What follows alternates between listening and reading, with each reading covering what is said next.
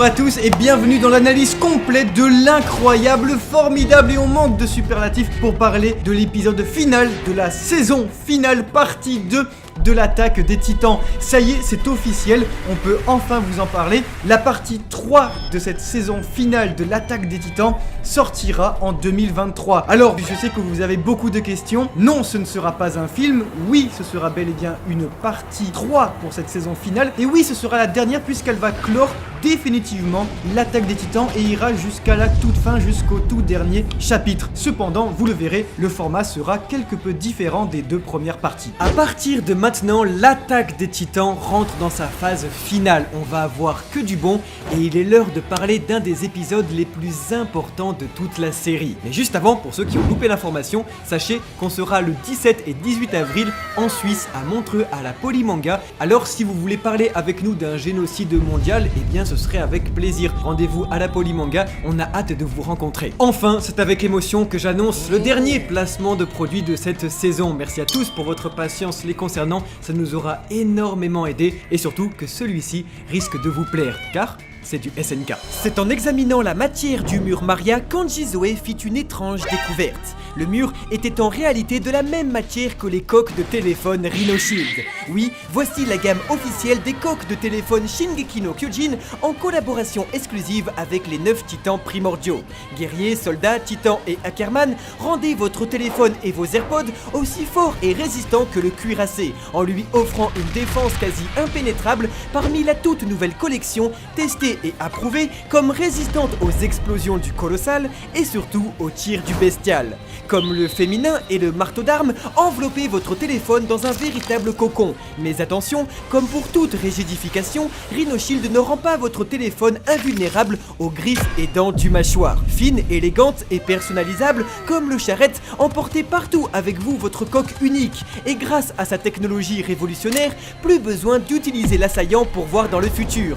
L'avenir, à la fois résistant et flexible, se trouve déjà entre vos mains. Alors, foncez dans la description pour profiter de moins 10% sur tout le site avec le code KAMALEKITA et découvrez la nouvelle coque Clear Case 100% transparente, personnalisable et toujours aussi résistante.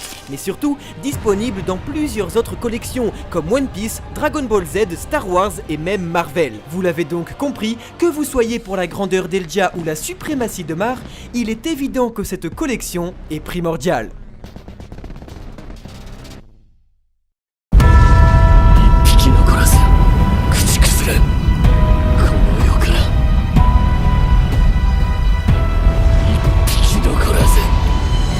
Ans après l'apparition du titan colossal face à l'humanité, l'humanité contre-attaque grâce au titan colossal. Pour avoir pris sa mère devant ses yeux, Eren Yeager s'apprête à faire subir au monde entier ce qu'il craint le plus, l'attaque des titans. Bonjour à tous, voici le titan assaillant et bienvenue dans l'analyse complète du 87e épisode de Shingeki no Kyojin. Si vous voulez connaître tous ses secrets et vivre avec nous la meilleure expérience possible, vous êtes au bon endroit. Et le tout, sans aucun spoiler. Vous êtes prêts? C'est parti. Eren, お前が地下室に行かなくてはならないことを。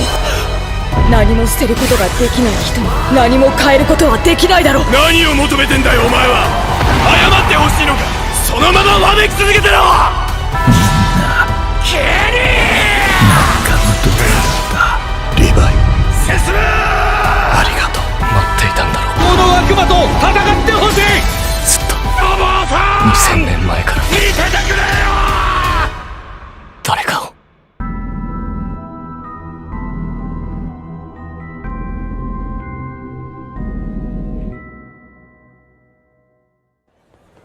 これが海の向こう側なんだよな。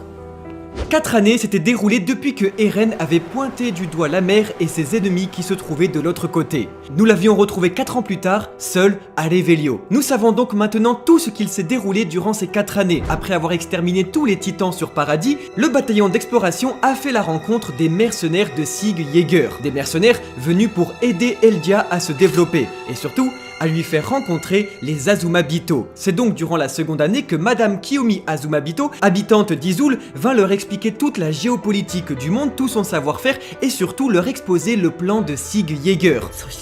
その期間における始祖及び王家の血を引く巨人両者の継続的な維持。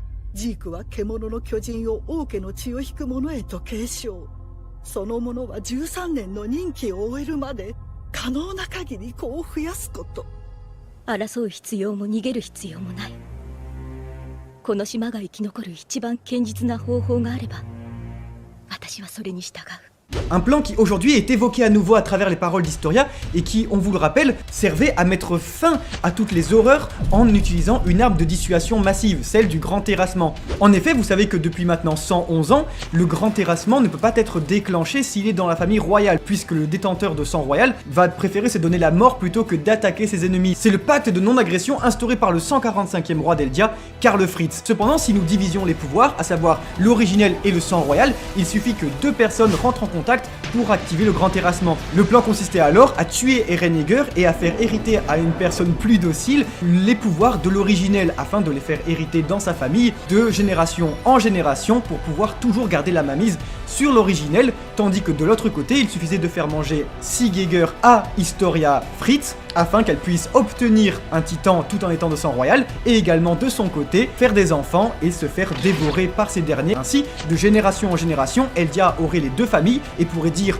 au reste du monde entier qu'à n'importe quel moment, ils peuvent les faire se rencontrer, les toucher et déclencher le grand terrassement.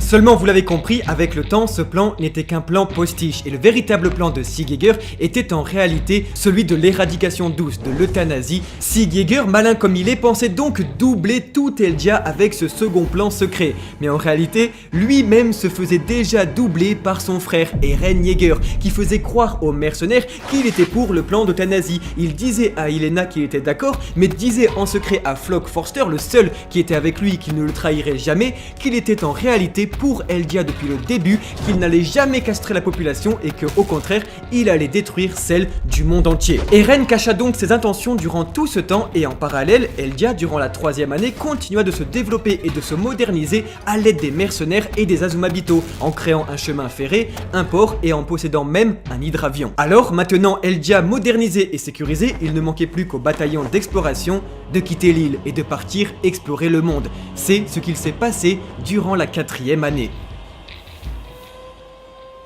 これください。毎度あり。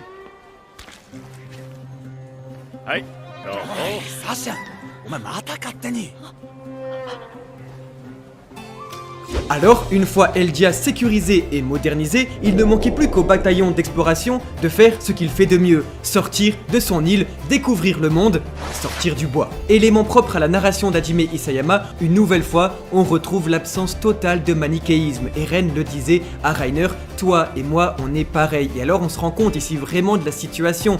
Les soldats comme les guerriers sont exactement les mêmes. On retrouve les mêmes scènes dessinées et adaptées par Mappa. Des soldats qui s'achètent à manger, qui sont heureux, qui découvrent la chose, juste ils vivent en fait. Et pour le coup, on voit que c'est exactement la même chose. Depuis des années, on insiste beaucoup sur le conflit et le miroir entre soldats et guerriers qui se font la guerre et qui pourtant sont les mêmes. Mais cette tolérance ici s'adresse également à un tiers acteur, à un autre peuple. 医者なり日中もてなしてくれるみたいだ。何やってんだてめえ！バカじゃねえのか！ちょうどよかった。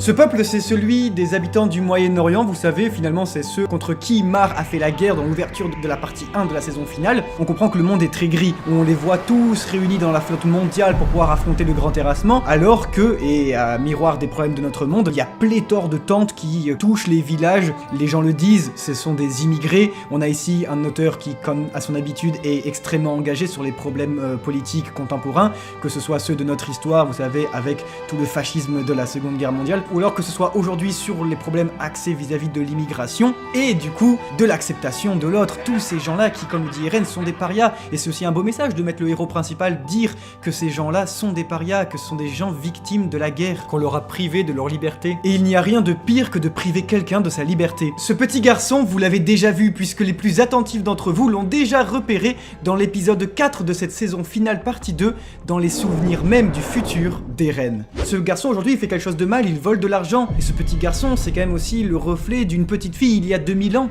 Les deux petits pointés du doigt pour leurs fautes, qui vont être punis gravement. Et ces fautes qui vont créer l'histoire, cet enchaînement de conséquences terribles qui vont créer les malheurs d'aujourd'hui. On se rend compte donc que c'est par des petits détails, par des gestes du quotidien que les erreurs du passé se répètent encore et encore, mais que ce cycle peut être arrêté par ceux uniquement qui font preuve de tolérance, par ceux qui sont sortis de chez eux et qui ont eu le courage de découvrir l'autre. レベリオはすでに間に合わない。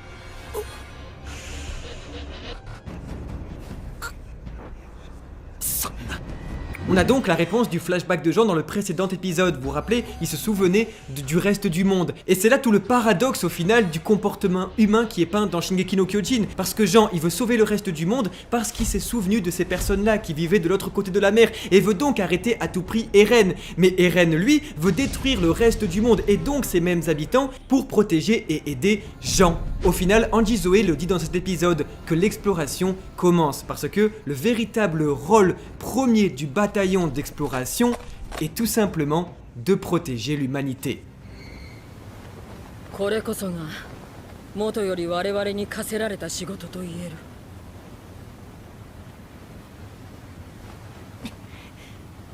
調査開始だ。 Alors qu'on pensait que le bataillon allait s'écraser face aux exigences de Sigegger, alors qu'on savait qu'Eren se jouait de son frère, en réalité il y avait quand même de l'espoir, celle du pourparler, celle du pacifisme. Et en effet, après avoir aidé Eldia, Madame Azumabito donnait rendez-vous au bataillon chez elle, de l'autre côté de la mer, afin de participer au congrès international, celui où le syndicat des Eldiens est présent, celui qui est le front de la défense des droits des Eldiens mondiaux. En effet, depuis peu, certains Eldiens des camps maintenant en sortent pour faire 2-3 galipettes avec les habitants du reste du monde, ce qui crée un métissage colossal, et de ce fait encore plus de victimes des Eldiens des murs. En effet, rappelez-vous, lorsque le roi Fritz, il y a 111 ans, a décidé de s'exiler sur son île de paradis, il a laissé en offrande une grande partie de son peuple victime, martyr, qui va être servi de réceptacle, mais également d'exutoire à toute la haine d'un peuple xénophobe. Et de ce fait, aujourd'hui, nous comprenons cependant que les titans ne sont plus la grande menace qu'ils étaient. Rappelez-vous, c'était quand même l'enjeu principal de la partie 1 de cette saison finale, c'est que l'aéronautique prend le dessus. Les titans ne sont plus que l'ombre de ce qu'ils n'étaient, entre guillemets, et de ce fait, les Eldiens commencent à flipper. Ils se disent que dans les camps, maintenant, si on n'a plus besoin d'eux, on va rapidement les exterminer. C'est normal, ils ne servent qu'à ça, d'autant plus qu'ils sont absolument répugnants pour le reste du monde. Donc s'ils ne sont plus nécessaires à la guerre, à quoi servent-ils? 我々は各国に知ったユミルの民の難民への援助を求めます。以前憎むべきは島の悪魔どもに他なりません。忌むべきは100年前よりあの島に逃げた悪魔。我々の敵はあの島の悪魔なのです。 Cependant, il faut comprendre que la position du syndicat de la défense des Eldiens est très délicate et que son argumentaire premier, finalement, pour défendre le droit des Eldiens, ça va être, encore une fois et toujours, et c'est là que l'attaque des titans est quand même magnifique, c'est de pointer du doigt les Eldiens des murs pour leur adresser toutes les fautes. Et ça, on peut pas leur reprocher parce que c'est un argument de choix. Et la preuve, toute la chambre applaudit.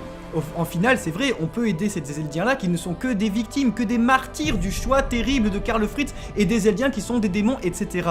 Et je trouve ça magnifique de voir Eren Yeager à ce moment-là partir, parce que Eren, il est allé jusqu'au bout du monde. Il est allé jusque dans la chambre entendre le monde entier réuni pour défendre les Eldiens. Il y est allé, il a pris le bateau, il s'est dit « je vais aller écouter le pacifisme jusqu'au bout ». Et alors quand il a entendu que, après tous ses efforts, l'argument pour sauver les Eldiens, c'est d'attaquer les Eldiens, il est parti. Et à partir de ce moment-là, Eren, littéralement, nous a quittés. 虐殺はダメだ。これを肯定する理由があってたまるか。ごめん、大きな音出しちゃった。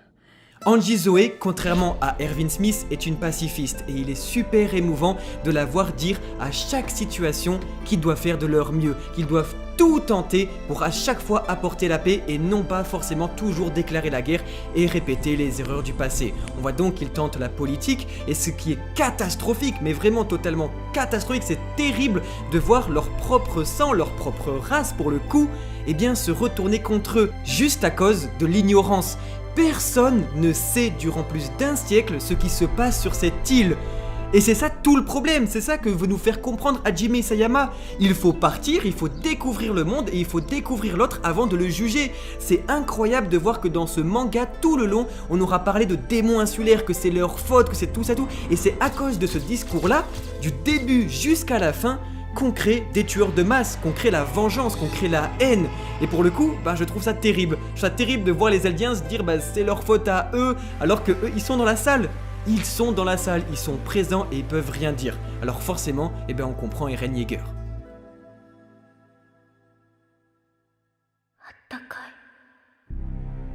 Pendant ces 4 années, Eren a changé, Eren a évolué.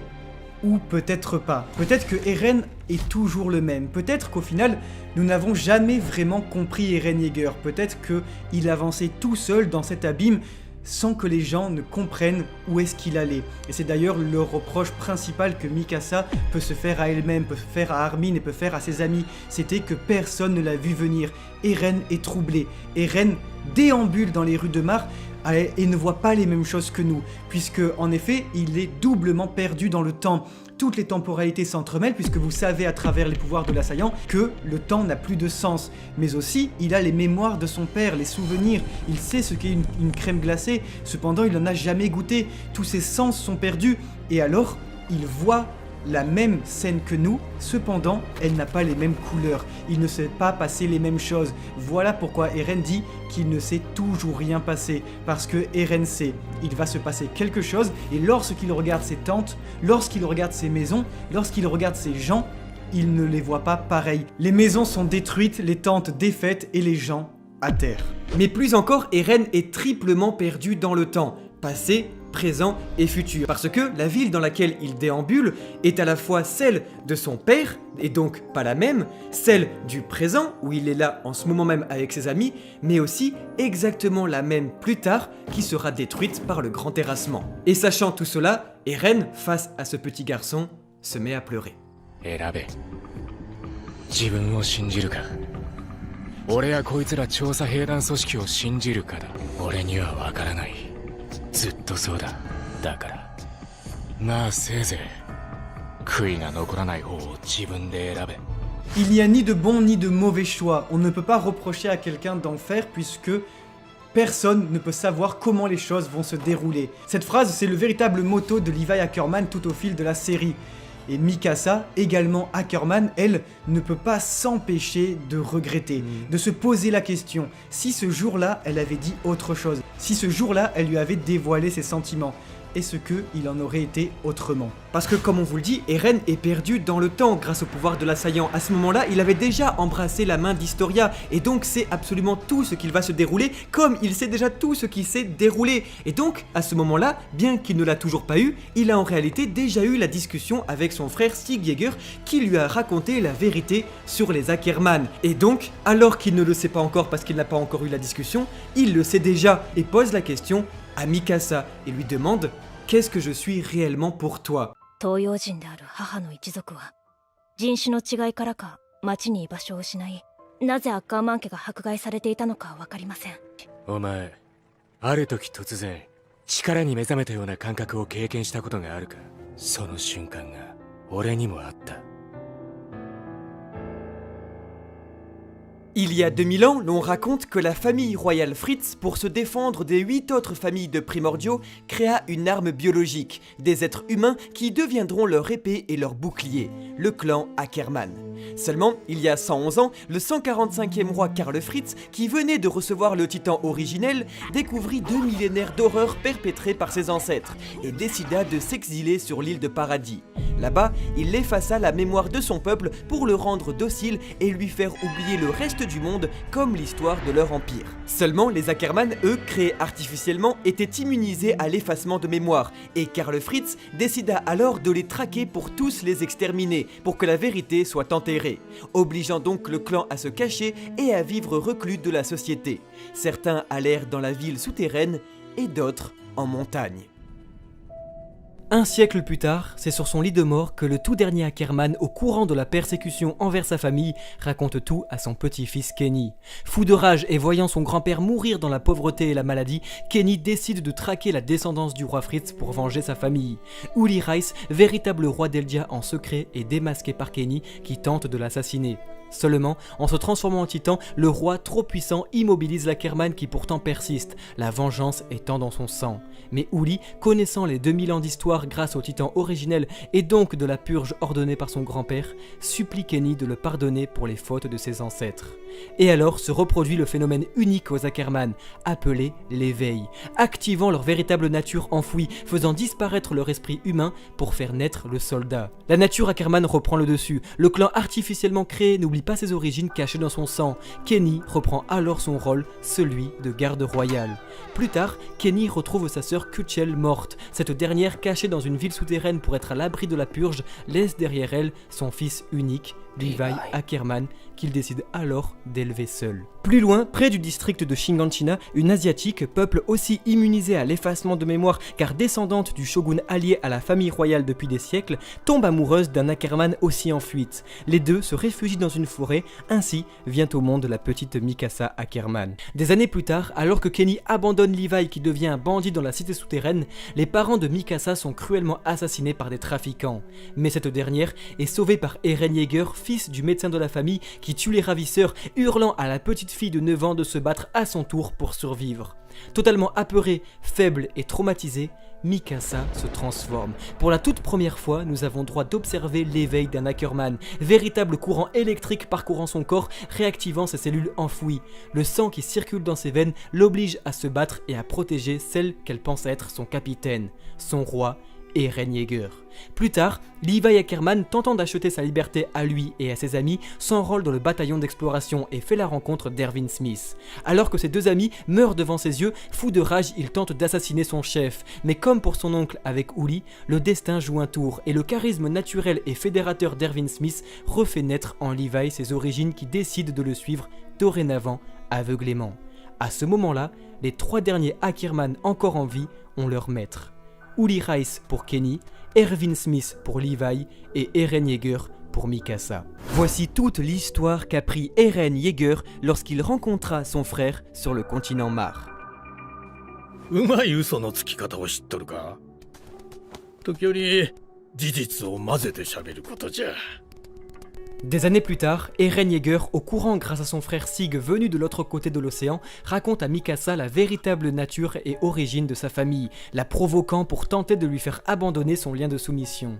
Mais alors, les Ackerman posséderaient-ils leur libre arbitre? Est-ce que comme ses ancêtres, Mikasa peut se retourner contre son maître? Est-ce que toute cette histoire ne serait pas seulement une légende? La famille Ackerman étant en réalité une famille humaine, réellement à l'époque proche du roi, mais non artificielle. Véritable histoire ou fabulation? Mythe ou réalité?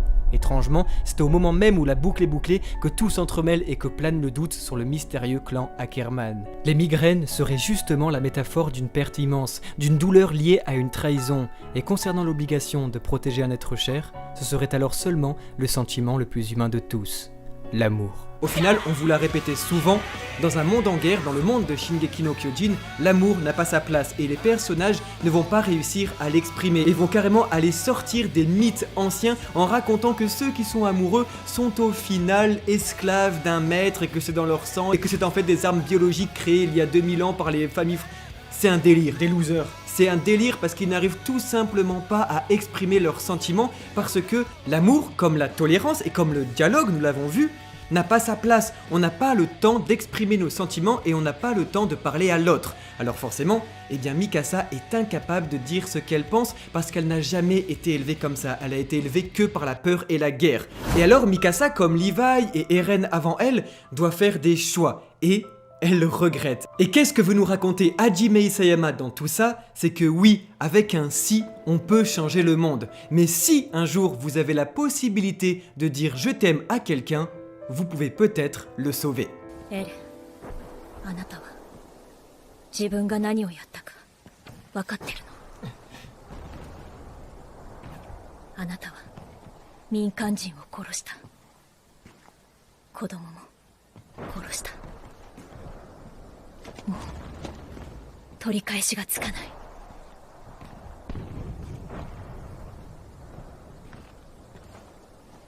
Alors Eren nous a quittés. Oui, parce que Eren sait exactement là où il va. En effet, lorsque Eren a quitté cette chambre il y a 1 an, Mikasa le dit, c'est à partir de ce moment-là qu'il nous a quittés. Une double lecture très importante, puisque en effet, à partir de ce moment-là, Eren est parti tout seul. Il a infiltré les forces ennemies pour mieux les attaquer en son sein.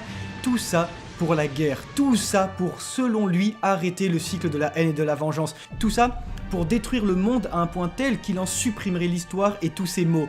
À ce moment-là, Eren nous a quittés parce qu'il n'était plus dans cette chambre. Et Eren nous a quittés parce que tout ce qu'on connaissait d'Eren nous a quittés. C'est pourquoi lorsque Mikasa arrive sur son titan lors de l'épisode 6 de la partie 1 de la saison finale, elle lui dit « S'il te plaît, rentre.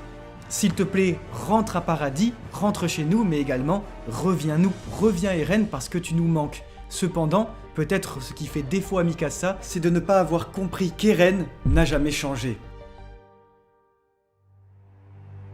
どこからが始まりだろう。あそこか。いや、どこでもいい。 Quand est-ce que tout cela a commencé? Peut-on seulement trouver un point de départ à l'histoire ou réussir à borner les horreurs de ce monde? Car s'agit-il du début de notre histoire ou bien du début de l'histoire? Il y a 9 ans, un jeune garçon se réveillait en sursaut d'une vision qu'il n'avait même pas encore contemplée. Il y a 2000 ans, une petite fille à qui l'on a tué la famille et coupé la langue s'est vue jugée coupable d'avoir libéré des cochons de leurs enclos. Mais n'y a-t-il rien de plus insupportable que du bétail en cage? L'histoire n'est donc qu'une succession de conséquences. Alors, ce qui s'apprête à arriver est la conclusion de 2 millénaires de trop lourdes conséquences. Pour saisir l'état d'esprit d'Eren et s'engager pleinement dans la partie finale de l'attaque des Titans, il est nécessaire de comprendre les pouvoirs de l'assaillant et la non-linéarité du temps qui l'accompagne. En effet, pour celui qui peut voyager dans le passé, le temps n'est plus cette ligne droite continue, mais la coexistence de plusieurs époques en simultané. Oui, pour Eren, le temps n'a plus de sens. Il y a 2000 ans, les Titans naquirent des pouvoirs de la grande prêtresse Ymir, esclave de la famille royale Fritz pour des raisons inconnues. Le titan originel conçut alors sous ses ordres 8 titans primordiaux. Seulement l'un d'entre eux, le titan assaillant, fut conçu à l'inverse de ses 7 pairs dans un but différent et sans que la famille royale ne le sache, parce qu'il est en réalité la volonté d'Ymir de contrecarrer l'égocentrisme Fritz. En effet, il est précisé par Sig Jäger qu'Ymir est une esclave éternelle et que même après la mort de la famille royale, elle décida de concevoir en secret un titan belliqueux, rebelle, parasite, brouilleur et perturbateur. C'est le titan assaillant. Ymir décida d'implanter en secret un pouvoir que la famille royale elle-même ne pourrait jamais découvrir, et cela même en 2000 ans d'histoire, d'où la surprise de Frida lorsque Grisha le lui révèle.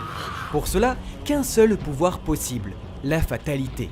Nous savons que chaque primordial est capable de voir les souvenirs de ses prédécesseurs, comme Porco avec Marcel via le mâchoire ou encore Armin avec Bertholdt via le colossal.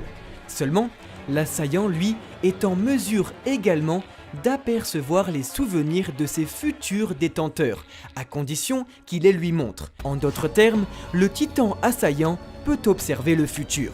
Ce pouvoir, seul Eren Yeager en 2000 ans l'utilisa, car étant le dernier détenteur de l'assaillant de l'histoire. Car comprenez bien, le pouvoir de l'assaillant n'est pas de voir le futur directement, mais d'observer seulement les souvenirs du prochain détenteur si celui-ci l'accepte, permettant alors ainsi de voir l'avenir. En effet, il ne peut exister qu'un seul futur. Et donc, si Eren Yeager montre ici ses souvenirs au passé, alors ce même passé se construira autour d'eux, car sinon il n'existerait pas. c'est la fatalité. À partir de cet instant, Eren rentre donc dans un nouveau niveau de connaissance. Nous connaissons tous l'Homo sapiens, à savoir l'homme qui sait. Comme les animaux, il est conscient. Ensuite vient l'homme sapiens sapiens, l'homme qui sait qu'il sait, à savoir l'être humain, car vous êtes tous conscients du fait que vous êtes conscient. Eren, lui, est l'unique Homo sapiens sapiens sapiens. Il sait qu'il sait qu'il sait. おいただし自分で自分の背中を押したやつの見る地獄は別だ。その地獄の先にある何かを見ている。それは希望かもしれないし、さらなる地獄かもしれない。それは進み続けた者にしかわからない。 Le temps n'a pour l'assaillant pas plus de sens que les horreurs qui l'accompagnent, car pour celui capable de remonter le temps, en chercher l'origine reviendrait à se trouver lui-même, là-bas, au fond de l'abîme et à la fin des temps. Ainsi, les souvenirs s'entremêlent et le temps se dessine sous le signe du chasseur, car tout ce qui ne s'est jamais déroulé dans l'histoire le fut parce que Eren Yeager en a décidé ainsi. De ce fait, comme l'histoire semble être une boucle et un paradoxe temporel, nous sommes en droit de nous demander, comme le personnage principal, quand est-ce que tout cela a commencé? Qui a jeté la première pierre? Était-ce quelqu'un dans un passé lointain ou dans un futur qui n'a toujours pas eu lieu?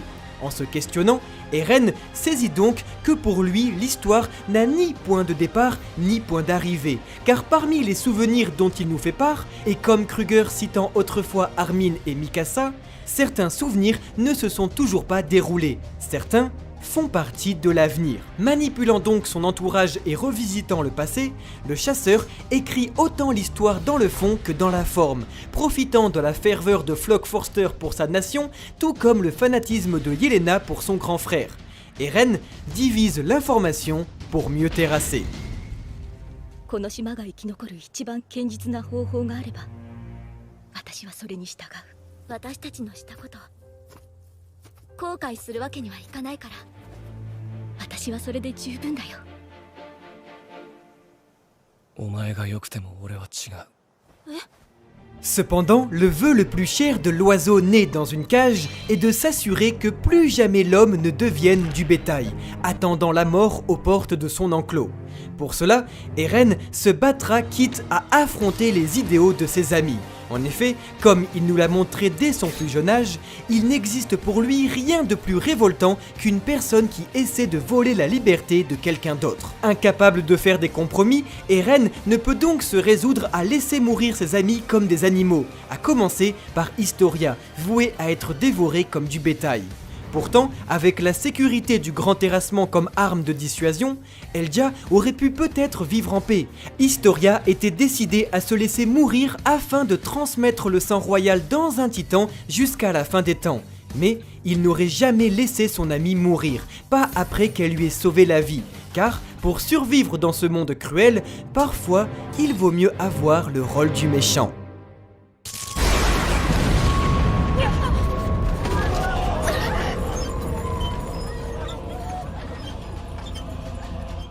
Ainsi, c'est naturellement dans une ultime inversion de genre que l'attaque des titans entame son arc final. Après les interminables changements de paradigme qui accompagnent le récit, après les révélations chocs et ses nombreux bouleversements, nous en revenons à l'image de l'assaillant capable de remonter le temps au point de départ. Car quand est-ce que tout cela a commencé? Je ne sais pas, mais je peux vous dire comment est-ce que tout cela va se terminer. Avec l'attaque des titans. À la différence près que cette fois-ci, nous voilà du côté des titans que nous avons juré de détester jusqu'à la fin.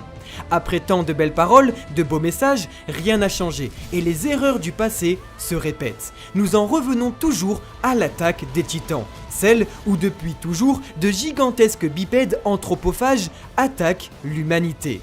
Celle qui porte le nom du titan assaillant, celle où un petit garçon arbore toujours le même regard ébranlé. Définition même du protagoniste principal, pour celui autour de qui l'histoire se forme, rien n'importe plus que ses propres motivations. Tendance à prendre pour seule référence le groupe social auquel on appartient et à le valoriser systématiquement, l'ethnocentrisme est chez Eren Yeager une caractéristique primaire qu'il épouse pour offrir à ses amis la vie qu'il mérite. parce que je refuse que le reste du monde ait souffert autant qu'eux, il doit payer. Résolu, car il a lui-même écrit ce qui s'apprête à arriver, le chasseur ne peut en aucune manière se laisser dicter ses actions. Sa volonté de liberté est si forte qu'il offrira celle de ses amis, même si ces derniers refusent de l'obtenir au prix du grand terrassement. Victime de la malédiction d'Ymir, son rêve le plus cher est de leur offrir ce qu'il n'aura jamais, vivre le plus longtemps possible. Son plus grand souhait est donc de leur offrir la plus grande vertu qu'il estime trouver chez l'homme, sa propre liberté. 相手が誰であろうと手こずらせ続ける。俺はお前らが来るまでな。エレンはいつもそうだろ。 Eren Yeager n'a jamais changé et la lueur dans ses yeux est la même qu'au tout début, celle qui lui permet de tenir tête aux brutes de son quartier, de son île et finalement du monde entier. Redressant la notion de volonté à un tout autre niveau, c'est parce que Eren Yeager le veut que l'histoire s'écrit. Pourtant, est-ce la bonne solution ? Car, de l'autre côté de la mer, ses amis, pour qui il se bat, font tout ce qui est en leur pouvoir pour l'arrêter. Ces mêmes amis qui décrivent les actes d'Eren qu'il défend lui-même comme solution, comme l'incarnation absolue des écueils de l'histoire, à savoir répéter le cycle de la vengeance tout en supprimant l'histoire, ne permettant donc pas d'en apprendre les erreurs. Mais le chasseur n'a pas à se justifier face à la proie, car ce qu'il déteste par-dessus tout est de voir ses amis, qu'elles soient brunes ou blondes, s'écraser devant leurs misérables conditions. あの時気持ちいいと思った。体が壊れんのなんかせいせいするくらいだった。なんならこのまま死んでもいいってくらい。ヘレン Maintenant, laissez-moi vous raconter comment tout cela a commencé. Privez-moi de ma liberté et je vous priverai de la vôtre. Petit garçon violent, c'est ce monde qui a éveillé chez Eren Yeager son potentiel le plus terrible. Et le plus terrible est que c'est lui qui a écrit ce monde. Petit garçon instable et traumatisé par les horreurs de la guerre, c'est après avoir perdu sa mère qu'Eren Yeager s'est juré d'exterminer ses ennemis jusqu'au dernier. Incarnation de tout ce que l'histoire a fait de pire dans ce monde, le jeune homme est à la fin du récit ce pourquoi il a commencé. Clore le cycle de la haine et de la vengeance en annihilant la faction adverse. Parce qu'ils lui ont pris sa maman, il prendra celle des habitants du monde entier. Ainsi, les horreurs d'autrefois se dessinent à nouveau, et pour celui qui prétend mettre un terme au cycle de la vengeance, les titans, après 2000 ans, ressurgissent de l'eau pour supprimer la ville de Lago. L'histoire, tout comme ses erreurs, se répète. Alors, notre récit aussi. Parce que le temps n'a plus aucun sens, le début et la fin de l'attaque des titans ne font plus qu'un. À la différence près que le titan colossal n'est plus seul, et que comme lui, nous ne sommes plus du côté des humains. Le petit garçon au regard terrifié contemple enfin la courbe de l'horizon qui dessine un monde décidément trop petit pour qu'il puisse y étendre ses ailes. Alors, au diable le reste du monde, personne n'a autant souffert qu'Eren Yeager, car c'est lui qui décide de la souffrance des autres. Au diable le reste du monde, car c'est le diable en personne qui est venu le détruire. Pour gagner sa liberté, il faut se battre, et si l'on ne se bat pas, on ne gagne pas. Alors, bats-toi. Bats-toi même quand le poids entier de l'humanité s'écrase sur tes épaules. Bats-toi malgré le cœur pur de tes ennemis. Bats-toi pour ne surtout pas oublier. Bats-toi pour se tomber avant toi. Et bats-toi car tout ce qui importe, c'est d'aller de l'avant en tout lieu et en toutes circonstances. L'histoire n'est qu'une succession de conséquences et le vase déborde depuis bien trop longtemps. Aujourd'hui, le poids de 2000 ans d'histoire s'abat finalement sur le monde entier. L'histoire crie vengeance et les titans, comme punition, viennent nettoyer ce monde rempli d'erreurs. Depuis ce jour, il n'a jamais cessé d'avancer. Depuis ce jour, elle l'attendait. Depuis ce jour, il a juré de les exterminer tous jusqu'au dernier. Alors que commence enfin l'attaque des titans.